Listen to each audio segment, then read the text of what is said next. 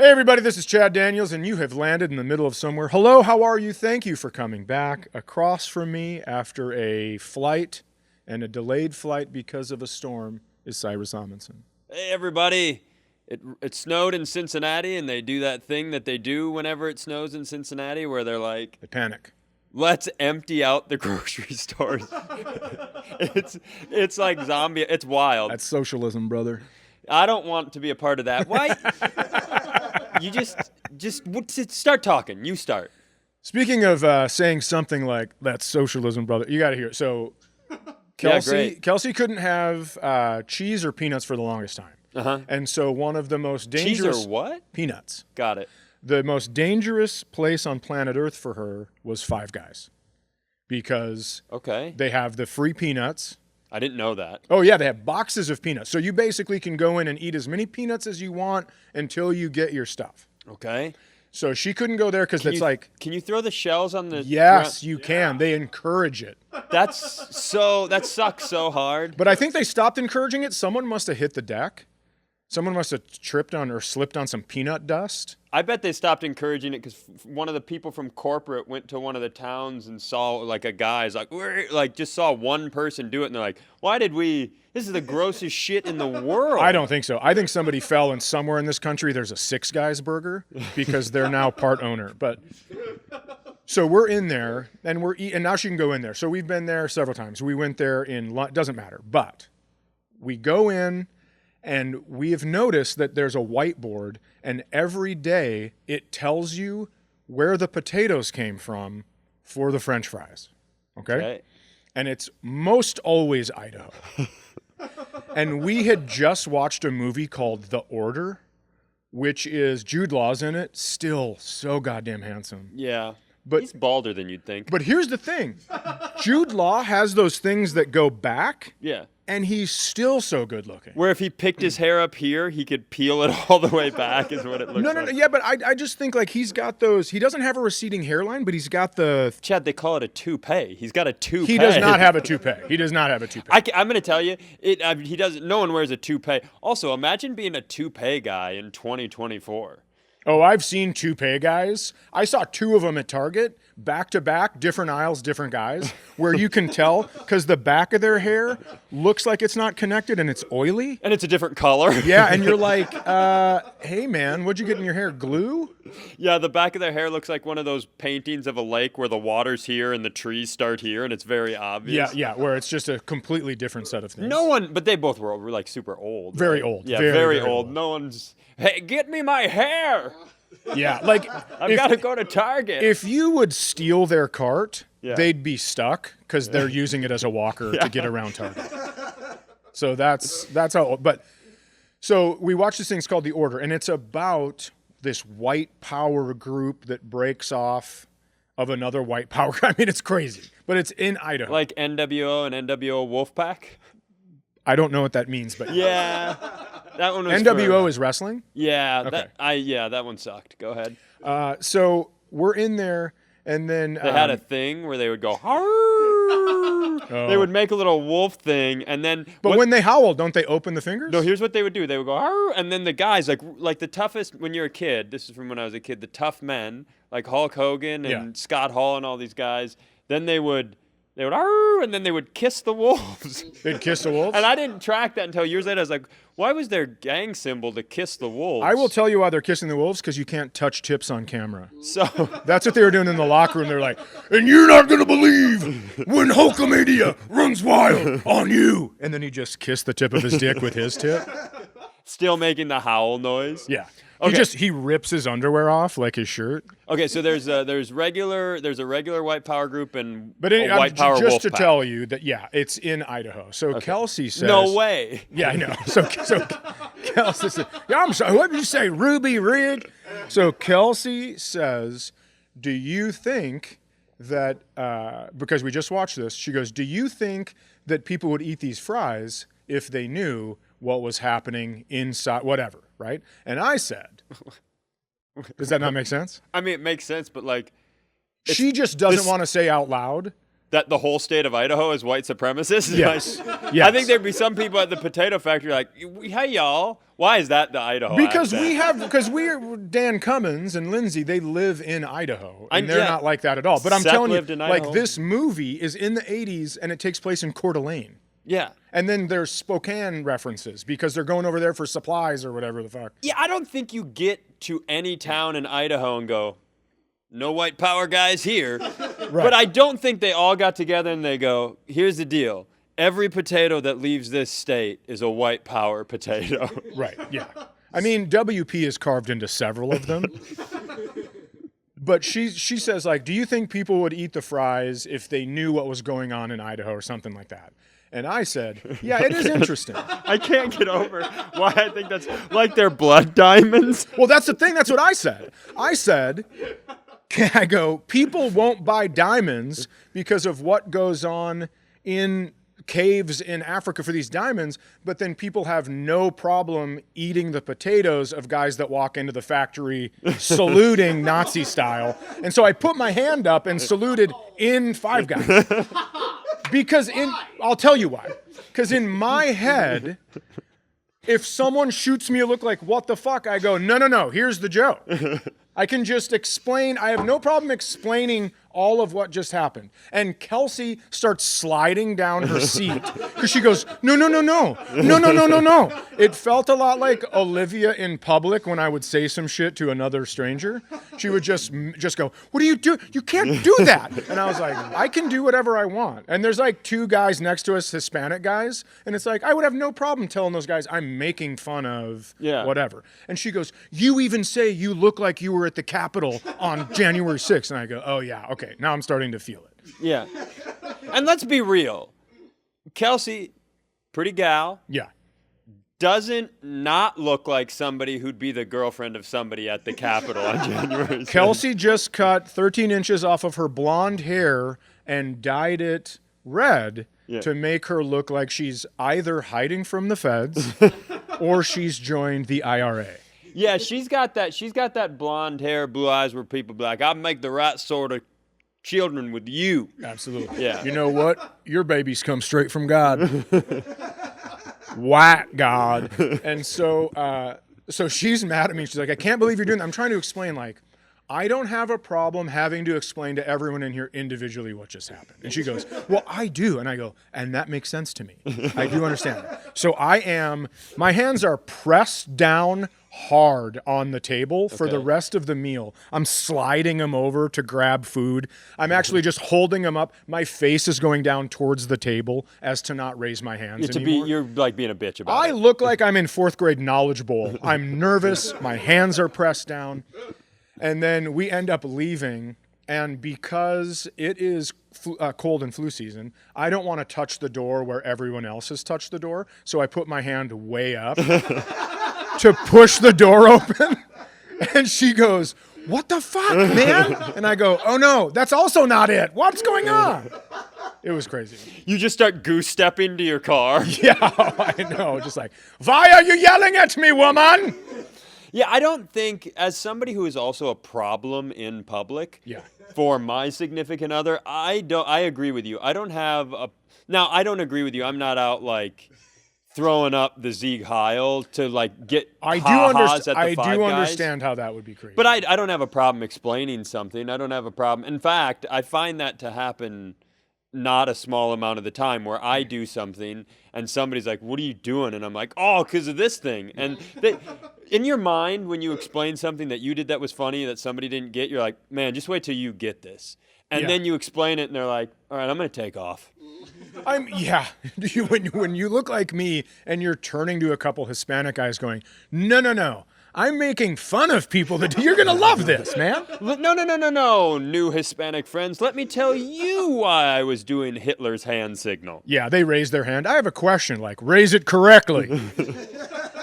I was talking about this. I saw way back in high school, we had VH1 and then The music channel? Yeah, the music channel for like 35 to 65-year-olds. Yep. It would turn into Comedy Central at 4. They split the time. How fucking old are you? Old. You are so old that you experienced Comedy Central as Nick at Night to Nickelodeon? Well, there were only 16 channels when I was in high school. Oh, my God. So they had to split it. Did you have one of those boxes that plugged into the TV that you just dish, dish, dish, where you push the thing and then you slide the thing down and it's the next row of channels? Oh, yeah, when I was 40. Yeah. Okay. When I was a kid, we had one knob and a pliers to turn the channel. VH1, America's best channel for people who love music documentaries but aren't, like, educated on good ones. Go ahead. Okay.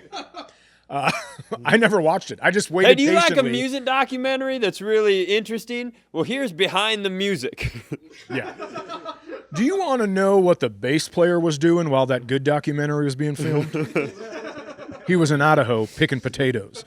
So we had that, and I remember they had this thing called short attention span theater where they had basically Comedy Central or VH1? Comedy Central, where they had cameras in comedy clubs, and then they would just take bits from people, and they would put it would like 30-second bits. Okay. And so I saw one that made me laugh, and I don't know who did it, and I apologize for this. It is not mine. I will tell you that. Okay. But I thought it was so funny that he was like, my wife and I were driving through Idaho, and everyone was so nice there. Everybody was waving, and then he put his hand up, you know. And then So this has been going on since the 70s? oh, I'm sure. Yeah. And so he says, everyone was so nice at putting their hand up. And my wife finally screamed at me and she goes, why are you waving to these people? They are not waving at you. The sun is in their eyes.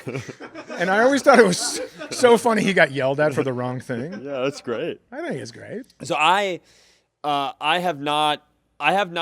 kept it flying here. I kept it really under control. I didn't Nazi salute anybody for the sake of a joke. And I've got this. If it's funny, it's funny. Listen to me. I've got this new tactic that I think you should come on board with.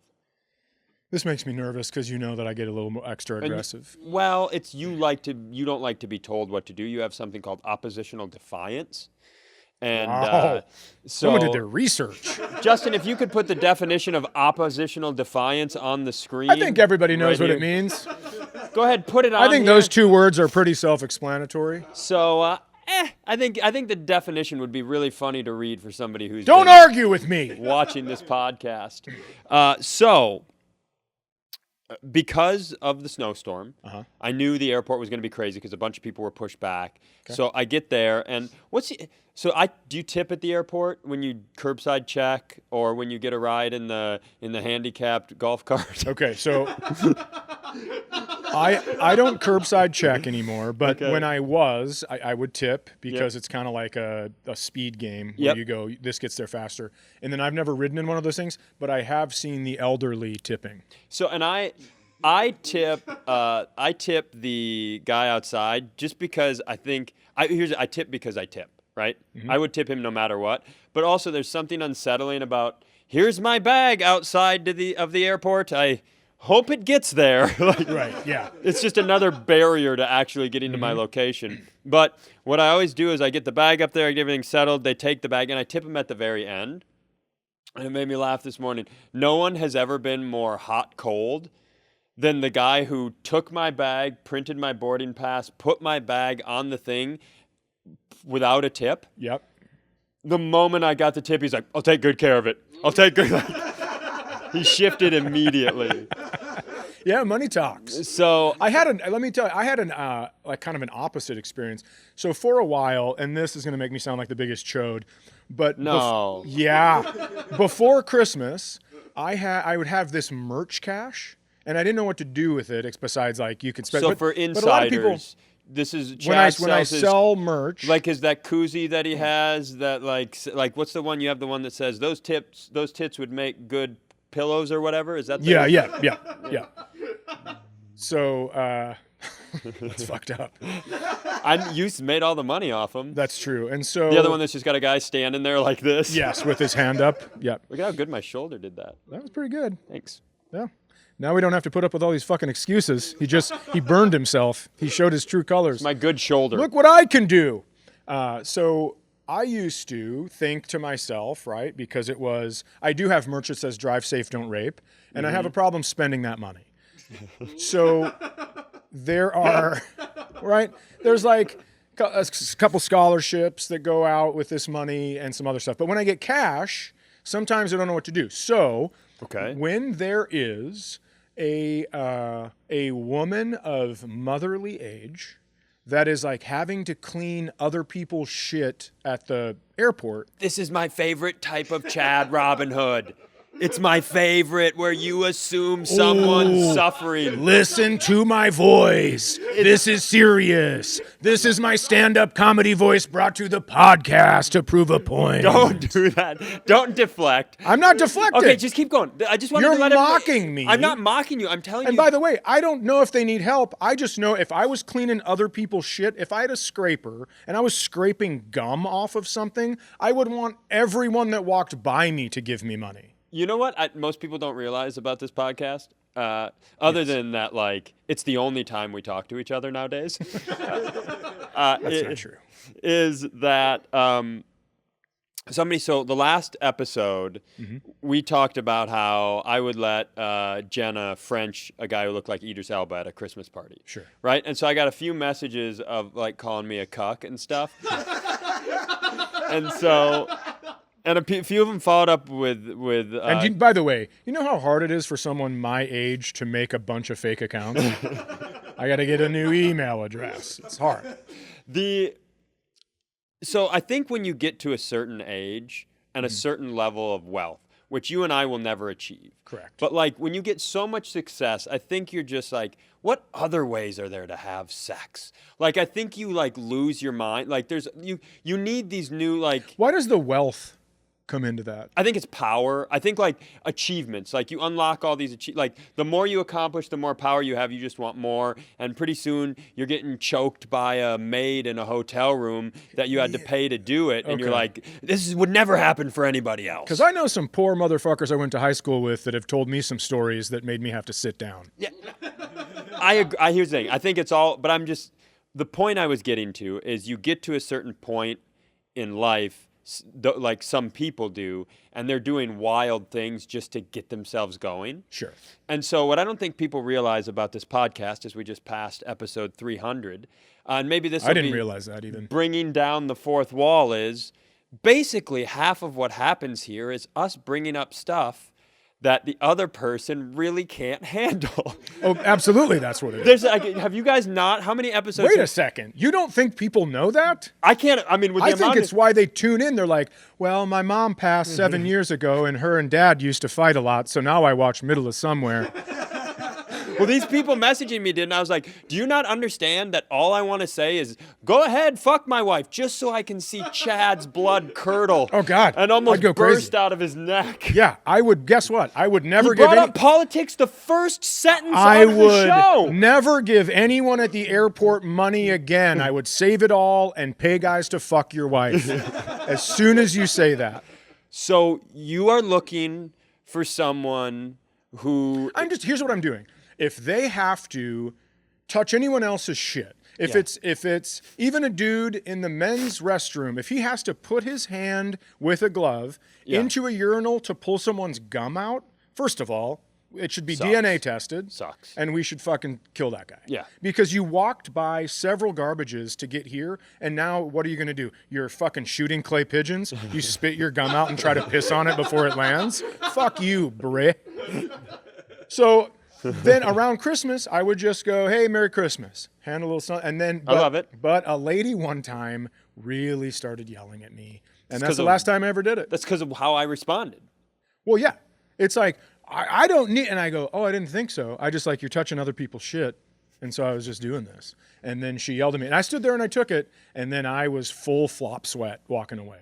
Yeah, because I know deep inside, because here's the thing, I love that. You know, it's what Kevin Bozeman, he has his Thanksgiving show. Right. And then you guys get a bunch of money together and you walk around and you hand out money, right? To homeless people. That's very fun.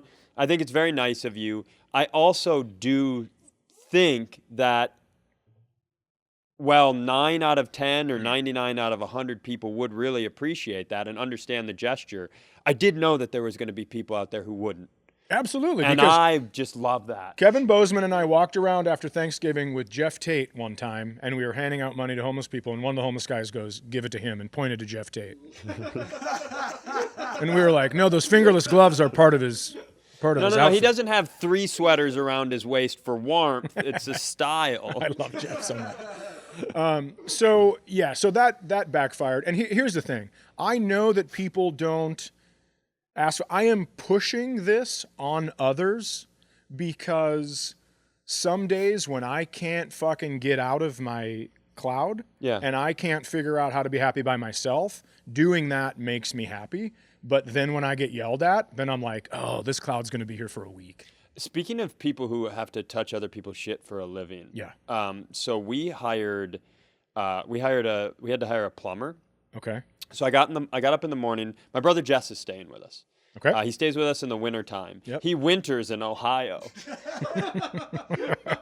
And so he works really late at night. Yeah. Like 2, 3, 4 o'clock in the morning. And he's practicing golden tee. Yeah. Still not good. Yep, exactly. Okay. And so he normally, we wait till about noon, and then the baby and I go down to fuck up his sleep, right? But we really respect him till about noon. Okay. So we get up real early in the morning because the baby is wild about what time he wants to be awake. Of course. This dude's like, it's life again. Yeah. And it And so where was I? So we go downstairs and we go to the sink, and he's talking all sorts of shit that doesn't make any sense because he knows so many words and can't pronounce any of them. And so I never know what he wants. No, he wasn't with you at Five Guys. And so he goes, and we go down and we go to the sink, and I almost slip. And I'm like, why is there water? And I open the sink. It's just water coming out. We have a leak. Okay. And this shan't not surprise you. Shan't not's a double negative, so you're saying it shall. This shan't surprise you. Okay. I don't know a lot about plumbing. No. And so, and I could ask Jess, who's more handy than I am. Or Jenna. But we have Jenna's, come on. So, and what's Jenna going to do? Call her dad and emasculate me? No. That's what I'd like to see. I'm going to hire someone when I don't have money to hire someone. How am I supposed to ask Jenna to fix the pipes when she's outside shoveling the sidewalk? Thank you. So, yeah, she's been out since 4. Yeah. And no, Jenna, I'm not buying a fucking snowblower, okay? God damn. You're so tough when she doesn't watch this. Thank you. Never watches it. So, we're not going to wake Jess up, right? I'm just going to call a plumber. Yeah. So I call one of these companies. It's not a, hi, Jim Johnson's, it's like a company, but not a giant chain. Okay. So they're going to send someone out later in the day. The call is they come out, it costs $40 to come to your house. They tell you what's wrong, and then they give you a bid to fix it. Sure. So they do that thing. Hey guys, thank you for calling OH Plumbing. Can I help you? So, OH? So, I don't mean to give you notes. So, this Wait, guy's... what are the notes? There's a guy, I think you could have gone, you were like, plumbing, but I think you could have gone, OH, because Ohio, the OH is Ohio, right? So, Yeah, but the spelling, when people do it for the cheer, is OHIO. So I said, thank you for calling OH Plumbing. Oh, I don't watch college football, so I don't know anything about that. But...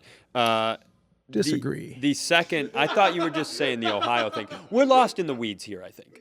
So, this guy... all I need is someone to understand... Great joke, Chad. Thank you. Keep going. Great joke, Chad, and my notes sucked. You've called the plumber. So, and they're really efficient, so he's going to be there in between 12 and Wednesday. And so... I just hang out at the house waiting for him. By that time, Jess gets up and he's like, this thing is like, it's busted, like it over, whatever. And and you're saying Jess isn't a plumber? Yeah. Okay, because he sounds like one. Now, Jess plumbed for a while. Okay. I guess he spent a year plumbing. I don't know on what level. Okay. Sure. And so this guy, but now we've committed. So Jess goes, here's the problem. The guy come out, pay him for his trouble, get the bid. And I'm thinking, if it's not too bad, right, $150, even $200 to fix something like this, cool. If it's something crazy, we'll just have Jess do it. So then we go online, we look up the parts. The parts are only $40. Okay. So the guy's on his way to my house, and I have to read this. Yes, please do.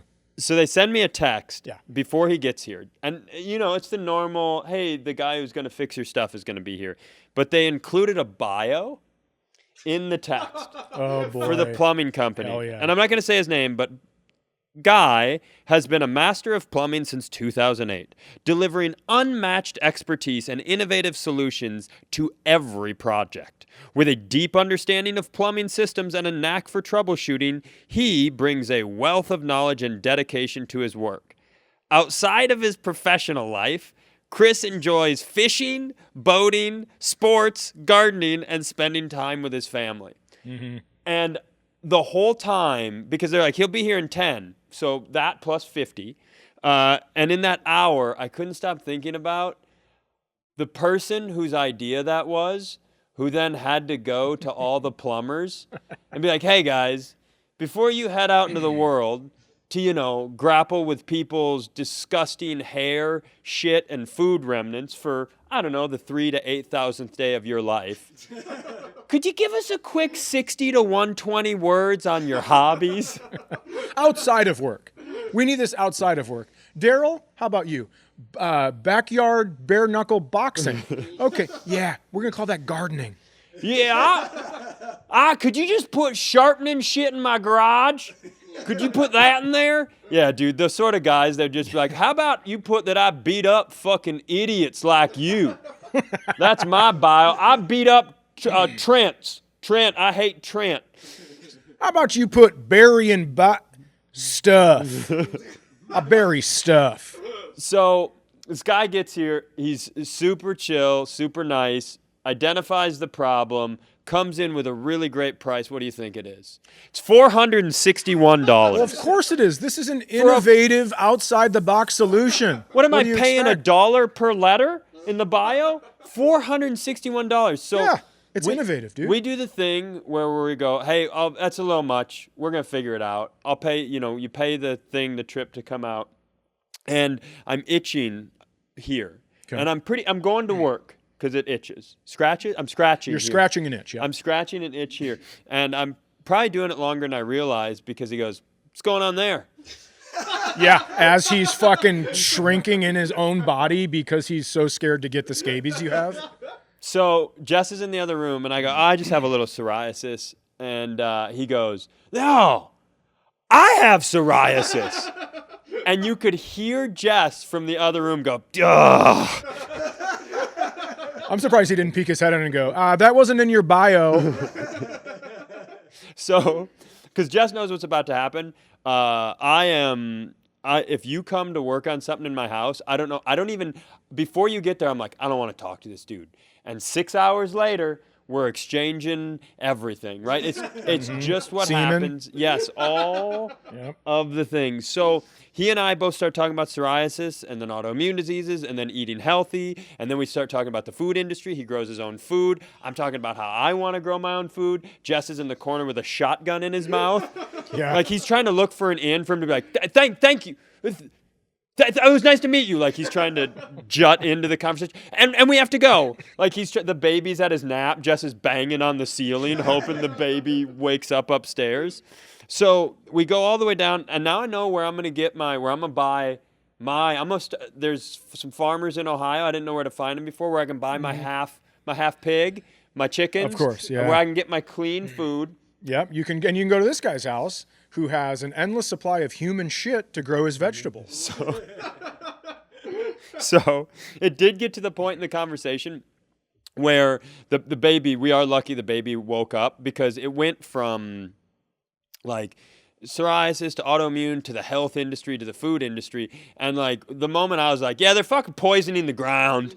Like, of course. And he was like, yeah. And then we're off to the races. Fuck, you guys were so close to moving to Idaho. Listen to me. I could feel the conversation. It could have gone down like do you think the moon landing was real? Like we were, we were so close to that. I'm already picturing the Are conversation. the aliens under the ocean, and have they been there the whole time?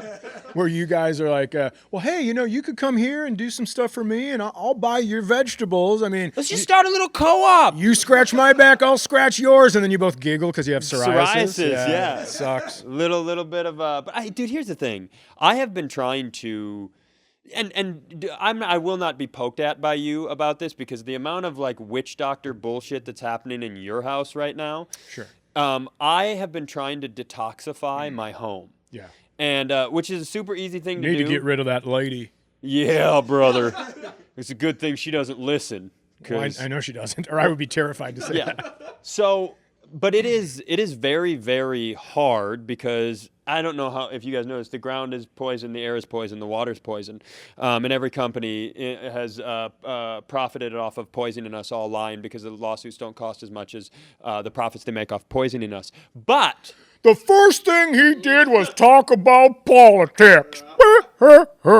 I just think this is not a divisive topic. I think we're all being poisoned. But I have found it. You think there's people at home like, God damn, how dare you? You're going to come after DuPont? I guarantee there's people at home You're going, coming after Big Teflon? You're going to take Red 40 out of my licorice, you fucking cuh. Yeah, of course he likes to let his wife fuck Idris Elba lookalikes. This guy don't want Nestle stealing our water and selling it back to us. So yeah, I think the problem is I don't know if you know this, the internet isn't built to learn stuff. It's built to gamify who can sell you stuff. So if you're like, sure, I'd like non-toxic pans in my kitchen, like, would you like to read 800 mommy blogs, which are not transparent about which companies are putting monies in their pockets? Yeah, it is. So I think the internet was built to teach us, and then humans were like, yeah, but what if I have a picture of a lady shoving a cactus up her pussy? Yeah. Oh yeah. I think what I would love to know, or man, because everybody's a perv, but at what point, so the internet gets invented. Yes. And those guys are like, it works. I can send something to that guy or something. I don't need a stamp. This is amazing. How long from the inception of the first, so like Alexander Graham Bell makes the first phone call. Okay. How long do you think it was from that first phone call to the phone call where a guy went, what are you wearing right now? So in that, it was that phone call. So in that same, well, this is pretty cool. Yeah, I invented this thing called the telephone, and is like, how tight are your britches? Oh, I guarantee he was like, when you unplug that thing and put it back in, I want you to think of me putting it in. So how long from the inception of the internet until they were like, and hey, send a naked woman. Send them a naked woman. Like pretty immediate, right? Yeah, it was under like 60 seconds. The next one. Under 60 seconds. Yeah. Can we step aside? Yeah. Step aside from we're all being poisoned. All of it. Yeah, sure. Because you don't think people want to hear more of that from me? Well, here's what I think. I think I have a different kind of poisoning that goes on in households across America. Transition alert. Love it. That was great. Thank you. That was really great. Thank you. That was on the spot.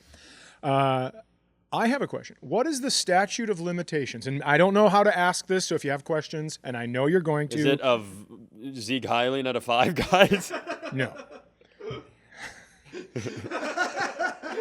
What is the statute of limitations? As long as this podcast, yeah, go What ahead. is the statute of limitations on giving a gift and the person not opening it to where you get to re-gift that gift to that person? As a reminder, like, hey, remember when I bought you this fucking gift? Here's an example. Does this have anything to do with... Okay, go ahead. I buy you a box of masks as a gift. Why would that be the specific situation?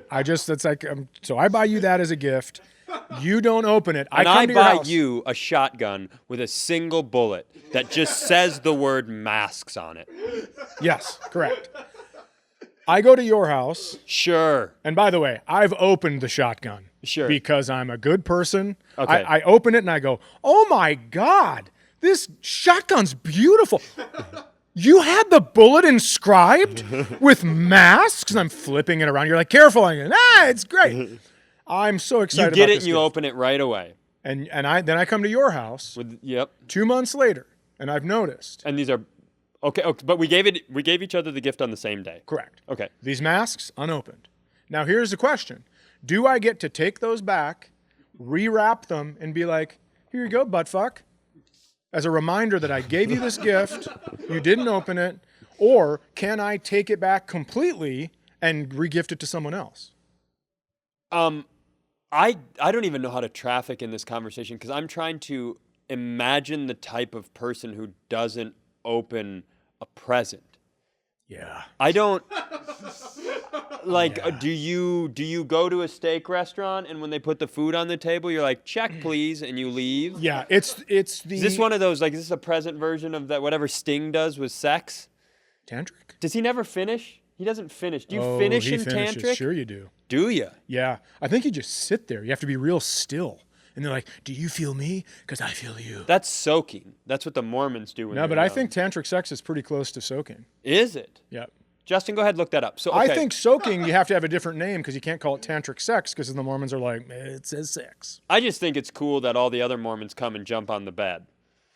That is exciting. That's it's the like thing they do. It's like popcorn on a trampoline. I've always said they're a pretty good group of innovators. Yeah. So, so your question is... I'm saying is this. Okay, you give me a gift. Mm-hmm. Let's say you give me a box of masks, and I go, oh my God, thank you. Quit using and masks. And it goes right over, well, because I was then letting you do it. Okay, back to sure. Me. And then I throw it over my shoulder. Backseat of your car. Never to be opened. Sure. And then you come to my house and you're like, hey, where are the extra blankets? And you're opening the closet and you go, what the fuck, dude? I think we're like not friends anymore.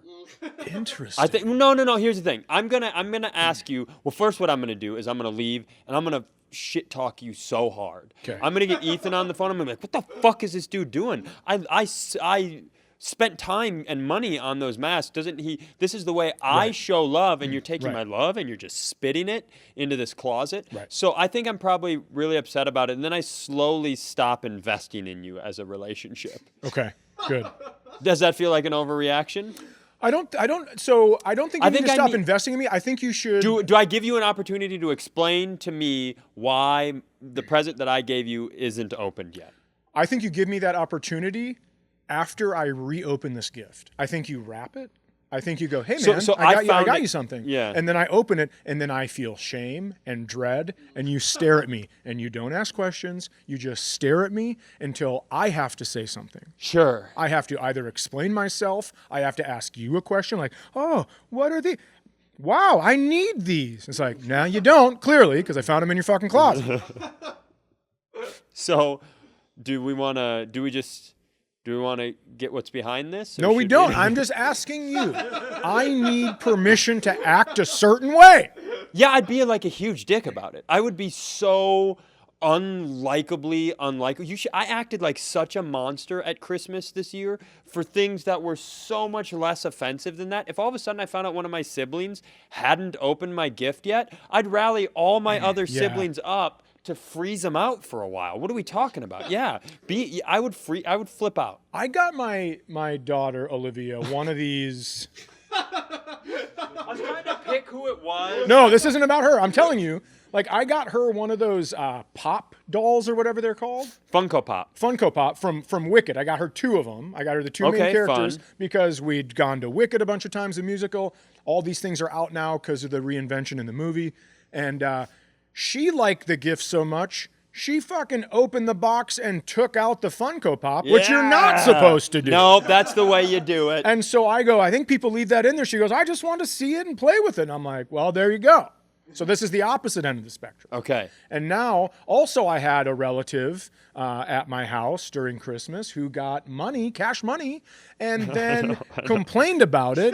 And I wanted to choke the life out of this motherfucker, but could not because I'm not the parent, even though that is my money. And he gave it back to me. And then I go, okay, this is mine. And then he came and stole it. And then he was driven down to Best Buy and was able to get some VR goggles. Now, so hold on, that is the other thing we do with this podcast is we use the guise of stories to send really succinct messages to the people in our lives. I'm just telling you. That was a great job. I can't imagine being a child and getting free shit and complaining about it. Are you out of your little undeveloped fucking mind?